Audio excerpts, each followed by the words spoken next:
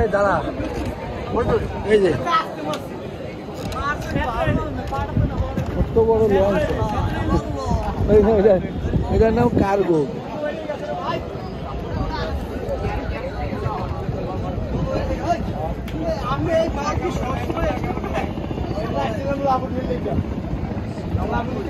এক একটা এক এক ঘাটে যায় বুঝছিস, এরা যায় এদিকে ঘাটে, ওইগুলো যায় ওইদিকের ঘাটে। আরো কটা তোর শাড়ি হয়ে দিয়েছে, হ্যাঁ এদের এদের শাড়ি বাঁধা নৌকার ফুল না, এটা এটা আসবে, ওইটাও আর একটা ঘাট বুঝছিস।